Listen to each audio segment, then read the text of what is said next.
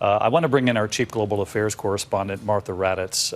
Martha, he talked about the heroism, the bravery of our Marines, soldiers, and sailors, but so much of that Q&A was operational in nature. We really have to take a moment, because when he said 12 U.S. service members were killed, this is a very dark day for this country. It is indeed, and I have been to many Pentagon briefings, and I have to say this seemed particularly tone deaf. General McKenzie made that horrid announcement, 12 service members dead, 15 wounded.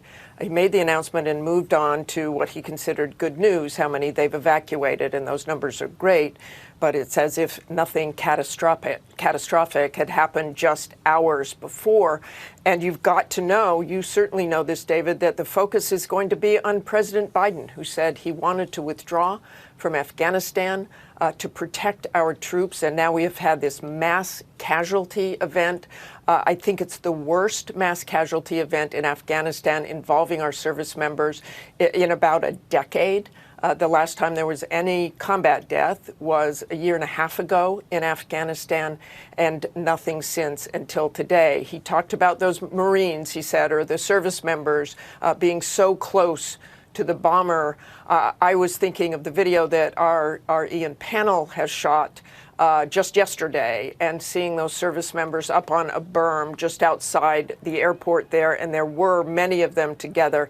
Can't imagine that there were 12 or 27 right down there with people checking IDs, but you can see numbers of troops, and they are very close to the people who are desperate to get in, showing documents. Our service members have shown such humanity throughout this mission. We have about 6,000 service members there protecting the airport, but there are clearly major flaws. They had been watching this for more than a week. This threat was evident for more than a week.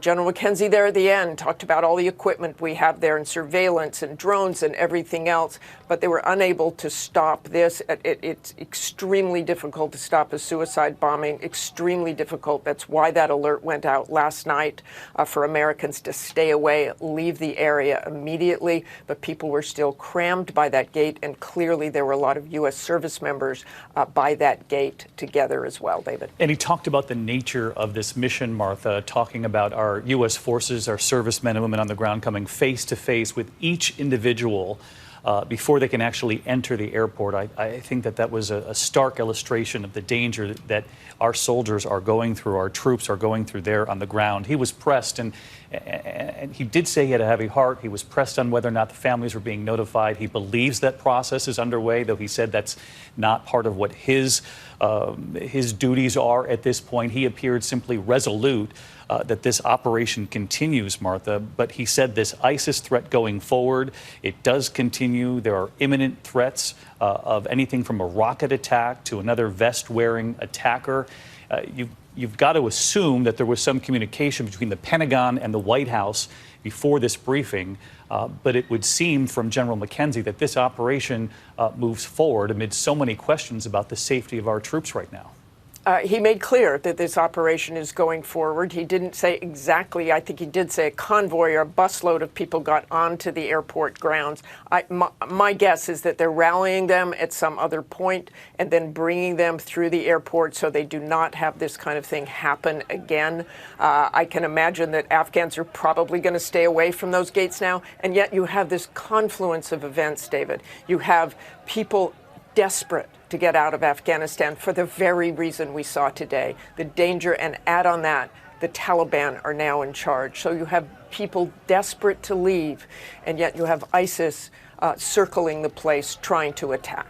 And Martha, you and I know President Biden is not the first president to want to get out of Afghanistan, but there will be questions immediate, particularly given the horrific toll on our U.S. troops and forces today. 12 U.S. service members were killed. Immediate questions about the planning that went into this particular drawdown date, this particular withdrawal. Were they prepared for the potential dangers? Questions that they've been asking all along. The president has talked about this being a dangerous mission, has talked about the threat of terror, but now the American people have watched it unfold, and there will be difficult questions ahead. I want to bring in Ian Panel, who is in Qatar at this hour. He's been on the ground in Kabul for many days with us every evening on World News Tonight. And Ian, I know that you were standing in that very vicinity of where these attacks took place. You know how close those two attacks were. And you also know what General McKenzie just described there, the incredible danger faced by U.S. troops in coming face to face with every individual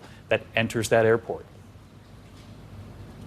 Yes, I mean, I can't echo General McKenzie's words enough. There is no easy way to do it. At some point, as he said, you've got to feel the breath of the person on your cheek and you've got to touch their clothes.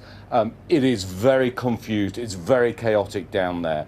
There will be questions about the timeline and whether that has created some of the angst, some of the crush down there. There have to be questions about the Taliban checkpoints. I heard someone raise that question in the Pentagon briefing there. I mean, they're not real checkpoints in the sense that people are patted down like we've all seen in Iraq, for example, or down in the missions further south in Afghanistan when the US presence there was at its peak. So it's shambolic, it's chaotic down there, it's confusing. There are thousands of people.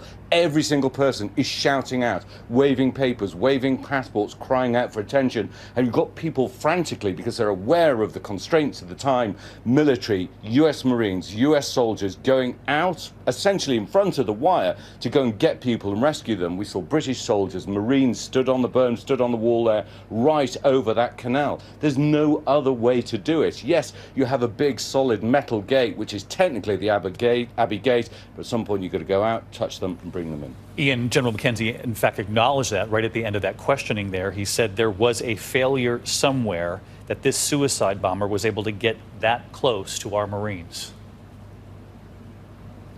Yes, I mean, having seen the situation there, I can see how it would happen.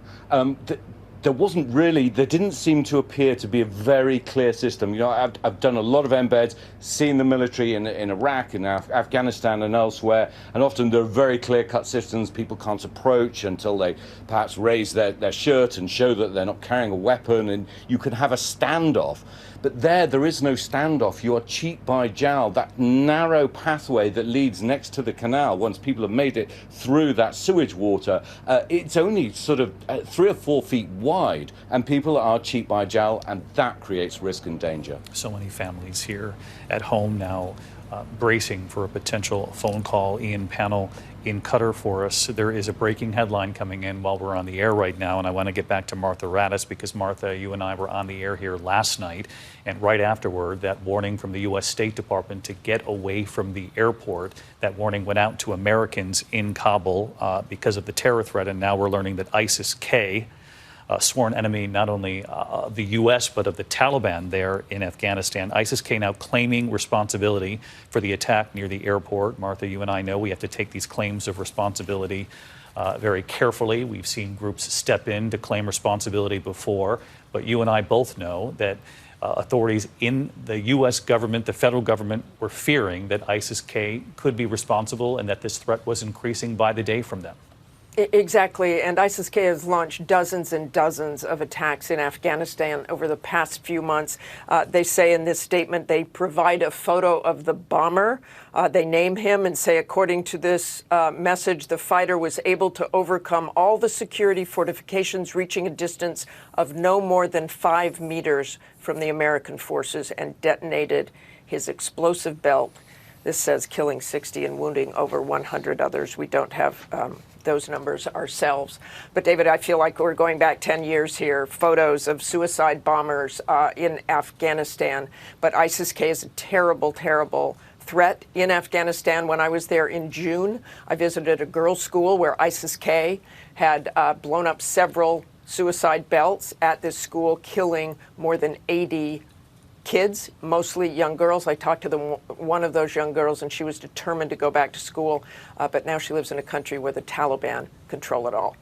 Martha Raddatz with us. And again, ISIS-K now claiming responsibility for this very deadly attack at the Kabul airport in the last 24 hours. We now know that 12 U.S. service members were killed, 15 more injured. General McKenzie said he believes the process has begun, the notification process for families back here in the U.S. And as Martha just pointed out, not only are they claiming responsibility, they're offering a description and detail of their suicide bomber being able to, as Martha just said, overcome all the security fortifications, reaching a distance of no more than 5 meters from the American forces.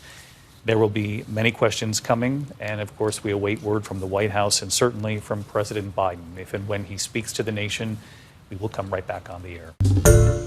Hi everyone, George Stephanopoulos here. Thanks for checking out the ABC News YouTube channel. If you'd like to get more videos, show highlights, and watch live event coverage, click on the right over here to subscribe to our channel, and don't forget to download the ABC News app for breaking news alerts. Thanks for watching.